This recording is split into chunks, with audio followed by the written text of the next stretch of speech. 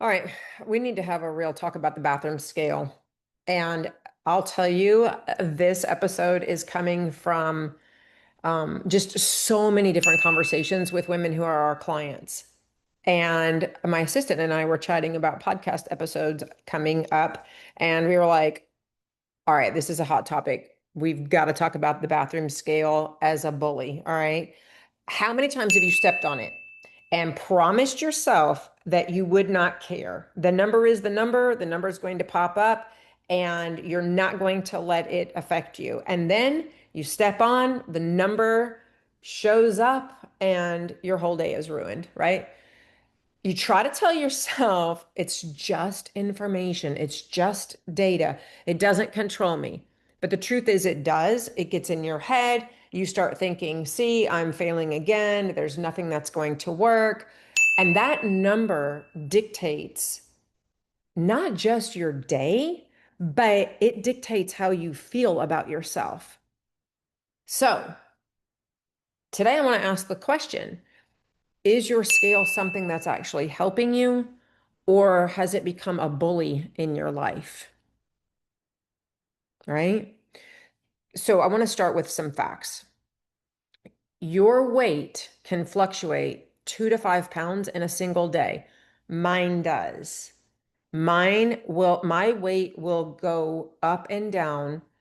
About 3 to 4 pounds is the normal for me, but it is completely normal for your weight to fluctuate anywhere from that 2 to 5 pounds in one day. And that has nothing to do with the fat on your body, nothing to do with the amount of fat on your body. It's hormones, it's water, it's how much salt you had, it's where you are in your cycle or the lack of, because even if you're not having a cycle, your body is doing some fluctuating and cycling. It's whether you lifted weights yesterday, it's how much your muscles are holding on to in terms of water to repair, because they hold on to water to repair. But here's what happens. You step on the scale and you see it's up a pound, and your brain goes, oh my God, I'm gaining weight. I have had clients who step on a scale and it goes up 0.2 pounds over last week, and they start to freak out. And the reality is that you're not necessarily gaining weight. You're human. And if you quit or you sabotage yourself based on that number, you're letting that scale bully you out of your own success. And trust me when I tell you, I completely understand. I know this is so much easier said than done. I have let that scale bully me for years and years and years.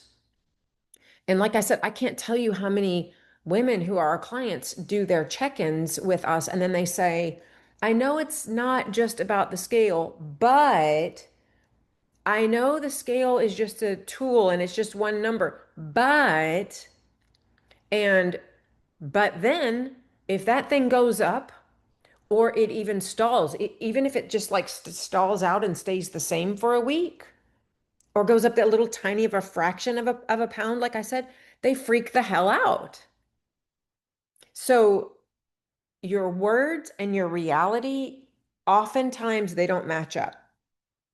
Just like my clients, you say you're not focused on the scale, right? But then your emotions prove completely otherwise. And again, I get it. I absolutely get it. We were conditioned that way. Women our age, I'm 56, you guys, going to be 57 in a couple of months. And so those of us in our 40s and 50s and, even early 60s, we were conditioned by decades of diet culture, by years and years of being taught that our worth is tied to that number on the scale. And when we talked about or thought about losing weight, the only measure of success that we used at that time was that scale number. And now, even though logically we know better, we still do it because it's very hard to unlearn that after those years and years and years of thinking in that way. Here's one of the dangerous parts of it. When you let the scale decide if you're winning or you're losing this weight loss battle, you miss the progress that actually matters. You miss out on the fact that your clothes are fitting better, your jeans or your slacks are looser. You miss out on the fact that your energy is better and being aware of that energy change. You miss out on noticing and understanding how to determine if you're stronger. You miss out on how to know if you're actually adding muscle to your midlife body, which, and those are the things that actually matter, that keep you healthy, that keep you lean, that keep your weight normal and where you want it to be in the long term. That scale does not measure that success in the way that I'm describing to you now. That's important.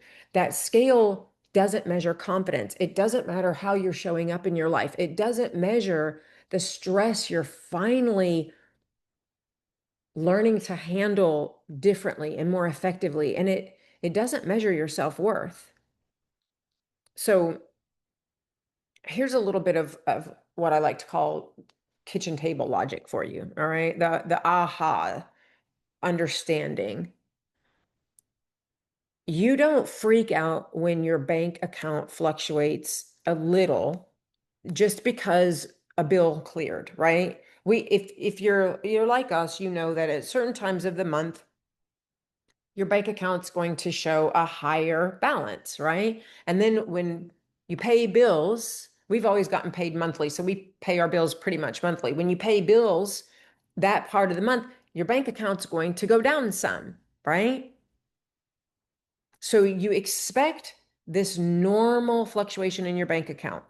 You don't freak out when gas prices change by a few cents over yesterday, right? They go up a few cents, you don't start freaking out. You don't question your whole life if you wake up and your mood is just a little bit off this morning. So why the hell do we let the scale have so much power over us that we stand on it and it turns our entire world upside down? See, the scale is not the problem. The scale is not the problem. The problem is how we interpret that information we get from the scale, how we interpret that number. If you use it as a piece of feedback, great. It is. And it's an important piece of feedback. I am not advocating for you to not step on the scale ever. And people who say that, I don't understand that approach to the scale either. I need to stand on the scale. So I'm not saying throw it out. It is a piece of data that is one part of a big giant picture. But if you let it bully you into thinking that you're failing, you're going to stay stuck in the same old cycle of bullshit forever. I've seen women quit on themselves because of the scale number. And they were actually losing inches, looking more toned, getting stronger, sleeping better, having more energy, but the scale didn't move fast enough for them. So they threw their hands up and they threw it all away based on that freaking number. And that is heartbreaking. Heartbreaking. So here's the challenge I want to leave you with this week. The next time you step on that scale and the number doesn't do what you want it to, ask yourself, am I being bullied by you, bitch? Look down at it. If you can't see me on this episode and you're listening, I look down as if I'm looking at a scale and you ask it, are you trying to bully me? Am I being bullied by a number? Ask yourself that. Or the flip side, am I looking at the bigger picture? Because if you let that scale determine your success and define you and your success, you're always going to feel like you're failing. But if you learn to see it as just a small piece of the overall puzzle to your success, one little bit of feedback, and you start measuring success by your strength, your energy, your sleep, your confidence, then the scale loses its power over you. And that's a big indication of you starting to actually win. I hope this was helpful. Don't let the scale bully you.